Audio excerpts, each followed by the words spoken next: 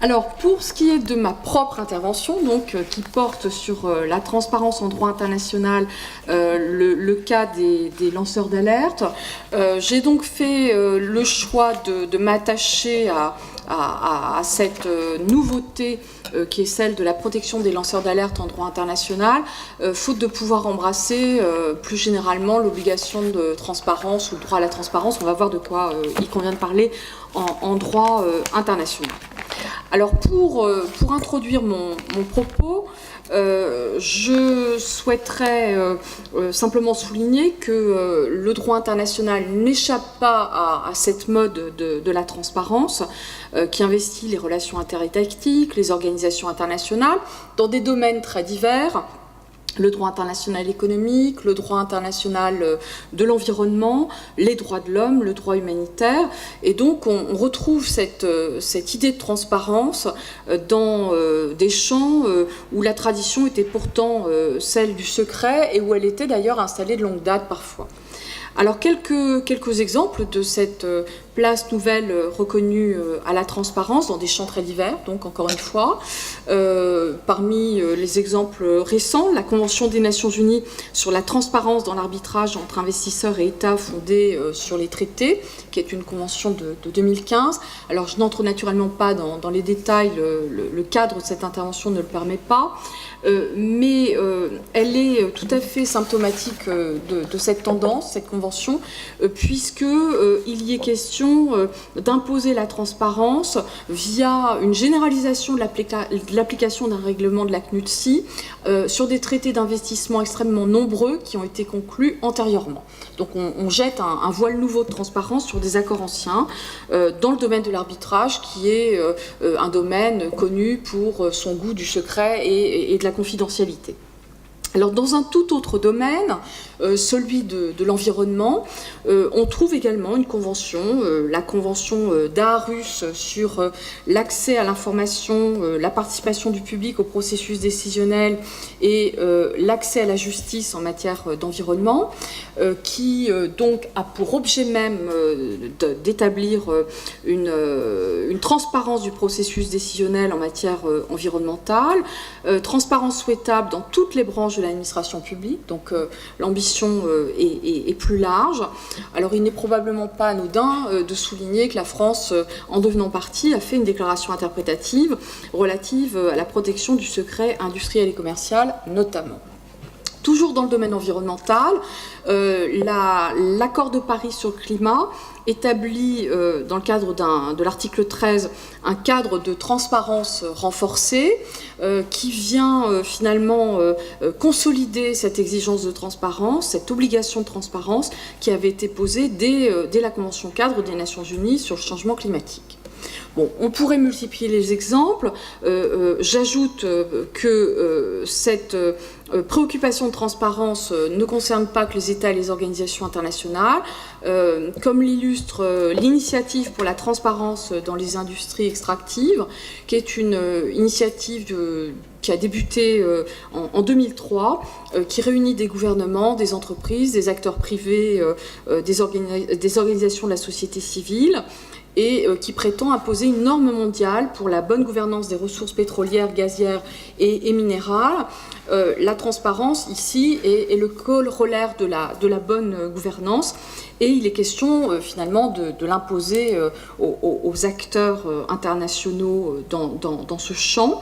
On voit que la transparence telle que nous l'évoquons ici, pour l'instant, c'est finalement l'accès à l'information, mais un accès à l'information qui reste dans un cadre général, et on est bien loin d'un droit justiciable à la transparence tel qu'il a pu l'être envisagé dans le titre même de ce colloque. Alors naturellement, le lanceur d'alerte soulève la question de la transparence de manière tout à fait différente, puisque par son action, par son comportement, par sa mobilisation, il va incarner une transparence qu'il impose finalement in concreto. Et je ne peux naturellement pas entrer plus dans les détails, mais il faut souligner combien ce positionnement va être délicat à appréhender dans le contexte international, particulièrement dans le contexte international, justement. S'interroger dans le contexte international sur le statut du lanceur d'alerte et plus spécialement, naturellement, sur sa protection, puisque c'est bien de ça qu'il est question, cela amène nécessairement à soulever des questions relatives à la diversité des cultures nationales. Et si l'on soulève la question dans le cadre onusien, et bien naturellement, la première distinction qui saute aux yeux, c'est celle qui existe entre les États démocratiques et les États non démocratiques en la matière. Mais la difficulté est plus grande que celle-là. Les États, tous démocratiques, ne sont pas tous d'accord sur ce qu'il faut faire des lanceurs d'alerte. Et les traditions nationales, les histoires nationales, les courants culturels qui s'imposent peuvent conduire à des approches extrêmement différentes de la contestation, de la délation, de l'opposition. Je n'entre pas dans les détails, mais il est bien évident que, par exemple, la tradition de la désobéissance civile aux États-Unis est un contexte culturel bien différent du contexte français qui, pour des raisons historiques, est assez suspicieux à l'égard de la délation. Alors ce cadre général ayant été posé, je vais m'intéresser maintenant aux lanceurs d'alerte et à la protection du lanceur d'alerte dans le contexte international, en retenant une approche générale qui m'amènera finalement à l'envisager dans un premier temps en rapport avec la transparence attendue des États. Et puis, et le sujet est un peu différent, la question des lanceurs d'alerte dans le contexte des organisations internationales et de la possible transparence dans les organisations internationales. Alors, les lanceurs d'alerte et la transparence requise des États, quelques mots pour souligner une tension finalement entre des aspirations à la transparence qui sont affichées et qui ne sont pas nécessairement concrétisées, et des lanceurs d'alerte qui peuvent se retrouver dans des situations extrêmement complexes, avec une vraie difficulté à les protéger, et avec un positionnement intéressant du Conseil de l'Europe en la matière. Alors la transparence requise des États, elle s'impose dans divers domaines. Il me semble que la lutte contre la corruption et la promotion de la transparence fiscale permettent de mesurer la place véritable du droit international en la matière. L'OCDE est un bon terrain d'expertise, et il faut souligner que les ambitions sont massivement mise en avant la matière dans le cadre de l'OCDE, avec par exemple le Forum mondial de l'OCDE sur la transparence et l'échange de renseignements à des fins fiscales, qui met en place un examen par les pairs pour s'assurer du respect des normes internationales en la matière. Donc il y a un objectif de transparence qui est clairement affiché. Objectif de transparence qui n'est pas nécessairement toujours prolongé dans les instruments de droit dur que sont les conventions internationales. Et pour ne donner que quelques exemples, la convention concernant l'assistance administrative mutuelle en matière fiscale, donc qui est une convention conclue dans le cadre de l'OCDE, ne fait pas de référence à la transparence. Elle est conçue en lien avec la responsabilisation des acteurs, mais il n'y a pas de droit à la transparence et pas de référence explicite à la transparence. Donc on mesure une certaine distorsion. C'est le cas également de la Convention sur la lutte contre la corruption d'agents publics étrangers dans les transactions commerciales internationales, qui ne formalise pas d'obligation de transparence. La question d'un droit à la transparence est donc hors sujet. Et les lanceurs d'alerte, s'ils sont évoqués, le sont en annexe à la Convention, dans une recommandation à l'intention des acteurs de la coopération pour le développement sur la gestion du risque de corruption. Et cette annexe est rédigée au conditionnel avec toute la part d'aléatoire que cela comporte. Pourtant, eh bien, le lancement d'alerte est une des méthodes les plus efficaces pour mettre au jour la corruption. Ce n'est pas moi qui le dis, c'est l'expert indépendant des Nations Unies sur la promotion d'un ordre international démocratique et équitable, Alfred Maurice de Zayas, dans un rapport qui a été remis en 2016 sur cette question. Et le même expert indépendant se livre à une critique acerbe de la négociation au sein de l'OCDE, dont il affirme qu'elle permet aux États développés de maintenir un statu quo qui leur est favorable, contesté par les États du groupe des 77 et la Chine, qui appellent en vain à une négociation dans le cadre des Nations Unies, une négociation qui serait plus transparente et ouverte.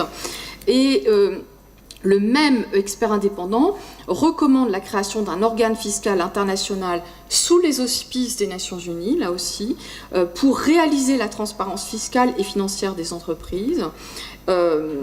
Donc on voit que le constat est particulièrement critique. Les recommandations de cet expert allant également vers la protection des lanceurs d'alerte et la recommandation de promulguer des lois pour protéger les lanceurs d'alerte et les témoins, avec là encore une tonalité extrêmement critique. Je le cite: les États devraient cesser de punir les personnes qui divulguent des informations que le public est en droit de recevoir au titre de l'article 19 du pacte international relatif aux droits civils et politiques, qui fait référence à la liberté d'expression. Alors, on le voit dans le contexte international à vocation universelle, dans le système des relations internationales largement comprises, la protection du lanceur d'alerte n'est pas nécessairement à l'ordre du jour concrètement. Et il faut se tourner vers le Conseil de l'Europe pour avoir une idée plus claire de la manière dont les lanceurs d'alerte pourraient être protégés. Alors je ne vais pas empiéter sur l'intervention de ma collègue Peggy Ducolombier, qui va dans quelques instants parler de la transparence dans la Convention européenne des droits de l'homme. Nos propos vont simplement se chevaucher un peu à un moment. Ce que je voudrais simplement dire rapidement, pour ne pas trop empiéter là aussi, c'est que le Conseil de l'Europe a beaucoup œuvré en faveur de la protection des lanceurs d'alerte. Certaines conventions y font déjà allusion de manière très homéopathique dans les années 90, mais c'est surtout dans les années 2000 et encore plus dans les années 2010 que le Conseil de l'Europe précise la protection des lanceurs d'alerte. On trouve une présentation d'ensemble de cet esprit de la protection des lanceurs d'alerte dans la recommandation 2014-7 adoptée par le Comité des ministres sur la protection des lanceurs d'alerte le 30 avril 2014, recommandation qui systématise un statut du lanceur d'alerte à travers l'énoncé d'un certain nombre de principes. Liberté d'expression, droit de rechercher et de recevoir des informations dans une société démocratique, renforcement de la transparence et de la responsabilité démocratique sont évoqués dans le préambule. Alors, cette recommandation s'inspire très largement de la jurisprudence de la Cour européenne des droits de l'homme. Plusieurs arrêts importants ont été rendus en la matière. En 2008, l'arrêt Gouja contre Moldavie. En 2011, l'arrêt Heinrich contre Allemagne, qui reconnaît le statut des lanceurs d'alerte dans le secteur privé. L'arrêt Bucur et Touma contre Roumanie en 2013. Je ne peux pas entrer dans le détail de cette jurisprudence. Simplement, cette jurisprudence et cette recommandation ont une très grande importance parce qu'elles font d'abord un constat qui s'applique pleinement à la France à cette époque, qui est que le cadre national global pour la protection des lanceurs d'alerte fait défaut et que c'est en passant par un cadre national global pour la protection des lanceurs d'alerte que cette protection s'imposera. Et les principes relatifs aux lanceurs d'alerte définis dans le cadre de la recommandation et dans la jurisprudence de la Cour européenne des droits de l'homme ont directement inspiré un certain nombre de lois, dont la loi française de 2016, qui donc définit le lanceur d'alerte, met en place un système de protection et définit une procédure de l'alerte avec une progressivité qui est naturellement en lien avec ce que nous venons d'évoquer, la recommandation et la jurisprudence de la Cour européenne des droits de l'homme. Alors, je n'ai pas le temps d'entrer plus dans le détail de cette jurisprudence. Pour ce qui est de la définition du lanceur d'alerte, l'action de manière désintéressée et de bonne foi est un élément important qui a déjà été identifié dans le cadre de la jurisprudence de la Cour européenne des droits de l'homme. Dans le cadre de la procédure d'alerte, l'idée de progressivité dans l'alerte qui va amener le lanceur d'alerte d'abord à se tourner vers son supérieur hiérarchique, ensuite vers l'autorité administrative ou judiciaire, et seulement dans l'hypothèse où il n'obtiendrait pas gain de cause auprès du public, s'inspire également de ce cadre défini dans le cadre du Conseil de l'Europe. Je n'y insiste pas. Alors, le lanceur d'alerte dans le cadre des organisations internationales maintenant. Je serai plus brève puisque le temps passe.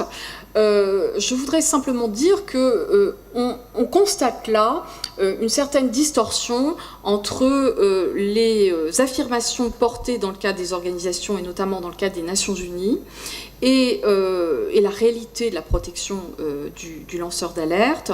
Ce que les lanceurs d'alerte ont mis en évidence, par exemple, dans le cadre des Nations Unies, c'est très certainement un manque de transparence qui est peut-être encore plus choquant que celui qui peut être identifié concernant les États. Alors il est plus choquant parce que les organisations internationales font pression sur les États pour plus de transparence et l'on constate que lorsqu'elles sont confrontées à cette question elles-mêmes, eh bien, elles n'agissent pas de manière nécessairement extrêmement transparente. Alors, la protection des lanceurs d'alerte a été une problématique épineuse dans le cadre des Nations Unies à partir des années 2000 et elle n'a fait l'objet d'un règlement vraiment satisfaisant que récemment. Pourquoi épineuse? Eh bien, tout simplement parce que c'est la révélation de cas de corruption ou de crimes sexuels commis par des personnels des Nations Unies qui a amené certains agents de l'ONU à se positionner en tant que lanceurs d'alerte, qui a contraint l'organisation à améliorer leur protection, et que dans un premier temps, cette protection n'a pas été assurée, que la vie de ces lanceurs d'alerte a été brisée, et qu'il a fallu beaucoup d'insistance de la part de l'Assemblée générale des Nations Unies en particulier, pour que les choses évoluent.